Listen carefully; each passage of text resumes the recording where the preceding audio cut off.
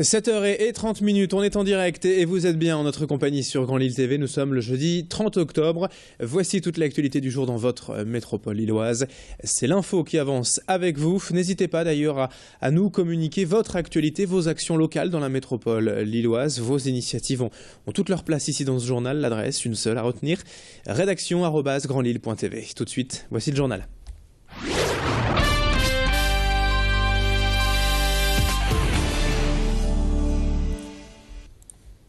Et on démarre tout d'abord avec cette première image à la une, la visite d'Amélie Nothomb hier au Furet du Nord à Lille. L'auteur belge est passé présenter son livre de l'année, Pétronille. Depuis 1992, en effet, comme un métronome, Amélie Nothomb publie exactement un livre par an. La sortie d'un nouveau roman est donc toujours un événement pour ses nombreux fans, que l'on surnomme d'ailleurs les Nothombiens. Ils étaient plus d'une centaine hier à vouloir approcher l'auteur, elle qui entretient une relation privilégiée avec eux. Le contact est en revanche moins évident avec les médias. Elle n'a pas souhaité répondre à nos demandes d'interview hier. Dans ce 23e livre, en tout cas, Amélie Nothomb raconte l'histoire d'une amitié explosive entre deux femmes partageant la passion du champagne. Et comme toujours, c'est un roman au ton drôle et décalé. On écoute les fans, les Nothombiens, hier au Furet de Lille. Au micro d'Idil Guenaille et de Tanguy Lécluse.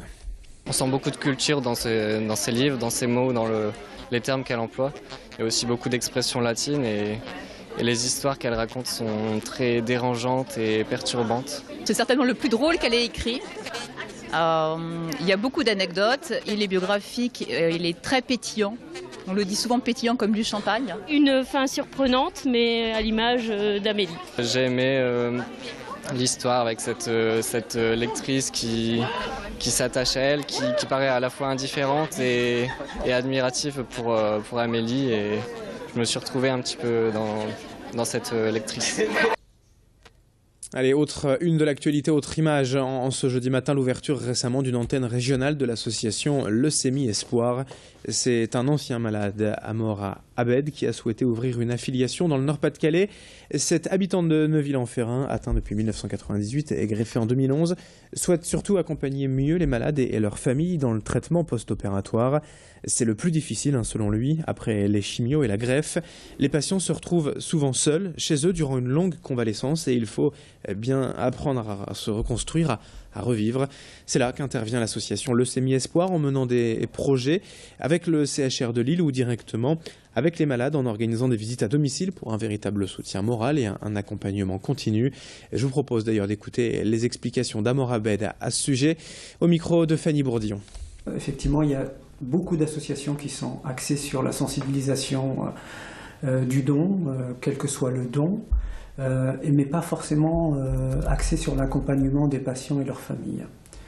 Et moi, il me semble aujourd'hui qu'il y a une carence à ce niveau-là et que malgré tous les dons que l'on peut faire, je pense qu'il y a aussi des choses à faire vis-à-vis directement du malade et de sa famille.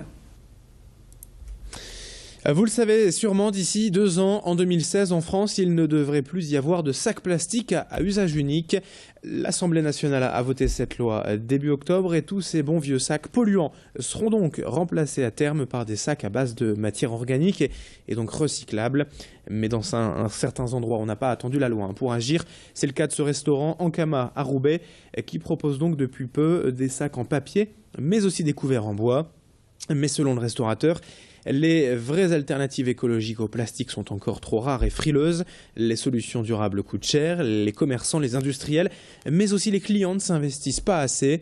Exemple, ici même, les couverts en bois ont finalement été remplacés par du plastique, car les clients se plaignaient de leur mauvais goût quelque peu boisé. Écoutez donc le sentiment de ce restaurateur à ce sujet au micro de Macha Grenesel.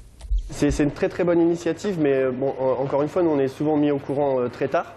On apprend quand ça passe à la télé, comme tout le monde. On ne nous prévient pas assez, donc je pense que ça ne nous laisse pas assez le temps d'anticiper les choses.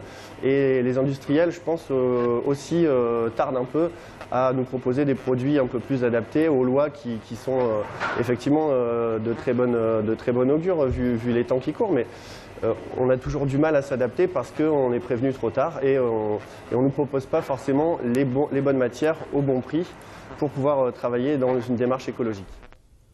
On termine avec une belle image et cette initiative d'une jeune roubaisienne, Adeline Kirtz, qui depuis quelques semaines crée des micro-jardins dans les rues. Son idée, c'est en fait de se réapproprier les espaces publics délaissés, chaque petit mètre carré de terre urbaine pour planter quelques fleurs. À chaque fois qu'elle découvre ainsi un espace libre, elle revient et crée ce qu'elle appelle un tableau floral.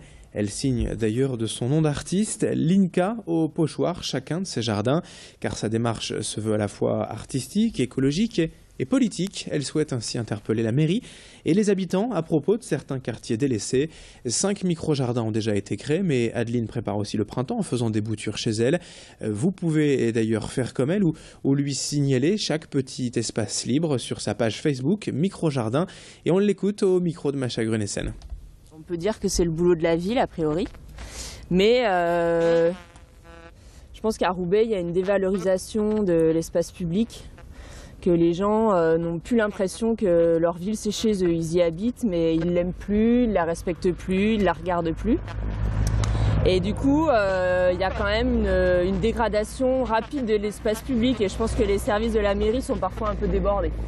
Donc c'est sûr que quand on se balade sur les grandes avenues, ça va. Mais quand on rentre dans les quartiers, ça commence à devenir vraiment un peu abandonné, quoi. Allez, 7h36 en direct sur Grand Lille TV. Dans un instant à suivre la météo et l'infotrafic. Bon réveil, bonne journée à tous.